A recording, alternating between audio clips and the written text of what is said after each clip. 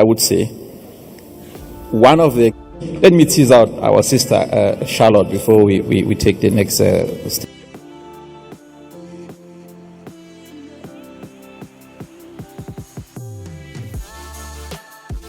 The country, with the management of the Electoral Commission of Ghana in 2015, at a time when the country was trying to re-emerge in its democratic image, to get a new image out of its democratic process.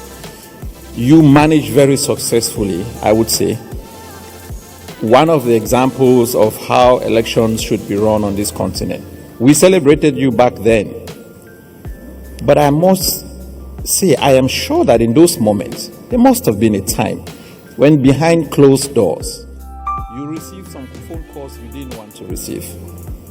You got some pressures that you didn't want to get. I'm trying to figure out at a personal level, what was the cost of you running an election that high stake? At you personally, what was the cost for you as a female running an election in a big democracy on the continent, with all the challenges that Ghana went through? And by the way, an election that didn't necessarily go in favor of the incumbent, if I recall. What was the cost to you at a personal level? And how does that connect to the journey that the country has taken to now? Thank you very much. Good afternoon, everyone. Good afternoon to His Excellency President Jonathan. It's a privilege to be here, and it's amazing that you're doing this because, like Baba said, I believe democracy dies. Democracy dies in darkness. Democracy dies when there's silence. So the fact that we have an annual dialogue to talk about democracy is one of the key things that would help to keep democracy alive. And it's also an honor to share a stage with an icon like Baba, who is outstanding on the continent. Yes, I was appointed to the Electoral Commission, first female. So that came with its own challenges. I think there were two major challenges, maybe three.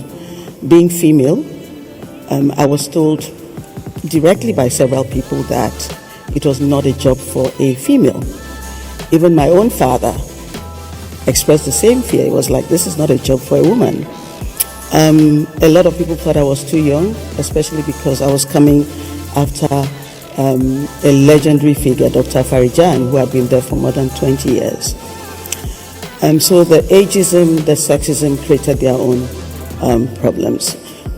But there were also the normal. How old were you then? I was appointed in 2015. I was 46.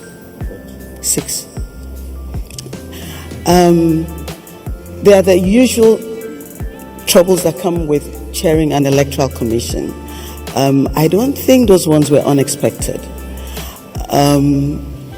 It's a job that everyone who's held it, I speak to my colleagues, especially across the African continent and the Commonwealth, and everybody has very similar challenges.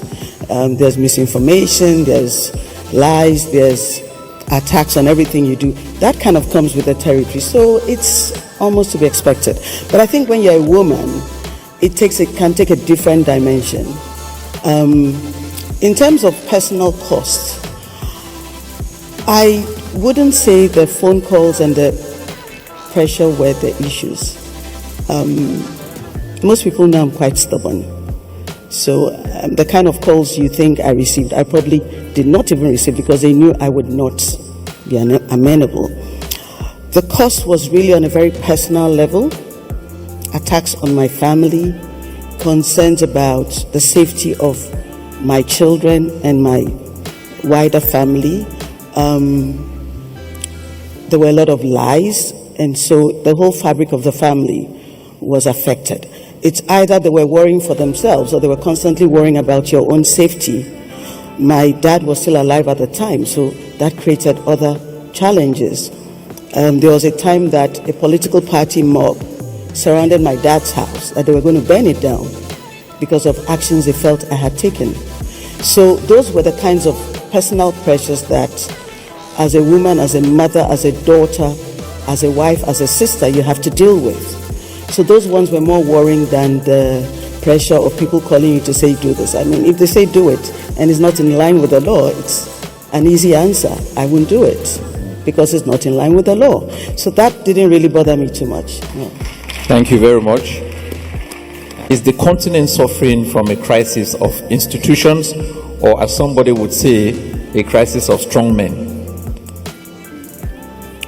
I don't think it's just the continent. I think it's a global crisis of leadership. We're seeing even democracies that are over 200 years old grappling with very similar issues to what we are also trying to grapple with. In the case of Africa, specifically West Africa, I would think it's a crisis of both. It's a crisis of institutions not having the independence and the structures that they should have to support democracy properly. And so it makes the strong men seem even stronger. We talk about democracy backsliding.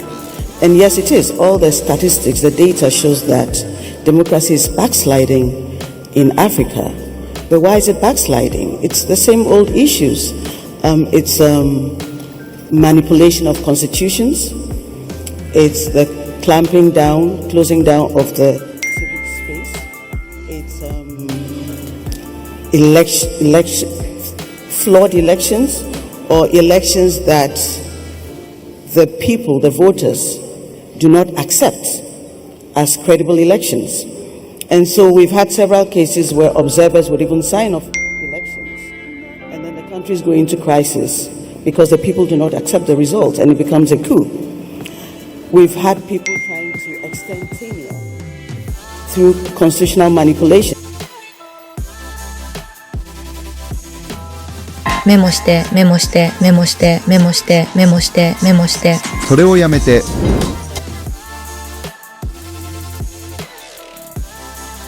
Together. And then on the other hand, you have a very young population that has more access to information and opportunities to engage than before. And so the level of frustration is higher.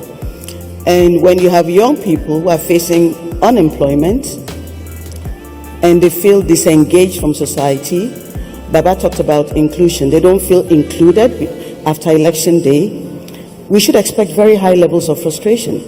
And so when you see research that says that, for instance, 51% of Ghanaians think that where there's abuse of elected power, a coup d'etat is the solution. It's actually easy to understand because the last coup in Ghana was 44 years ago. So a lot of the young people who are actually voters now, and probably the majority of voters, have never experienced military dictatorship. So our perspective is very different from theirs. And so when they see abuse of power, they see corruption, they don't see access to power, they don't see any opportunities for inclusion, for having a say in how they are governed, we should not be surprised at the results we're getting. And so ultimately we need to do better. The leaders need to do better. The institutions, African Union, ECOWAS, they need to do better. We need to strengthen those institutions so they are not seen as an ECOWAS of leaders or an AU of leaders, because that's all we see from the people perspective in conferences with themselves, and we don't see them engaging the people. And so when ECOWAS tells us, for instance, that they have the policy on good governance has zero tolerance for coups, we say yes. But when there's coups, ECOWAS is very loud in condemning coups. But when there's constitutional manipulation or flawed elections, ECOWAS would deploy quiet diplomacy. That's why the people are not happy. Thank you very much. Charlotte, looks like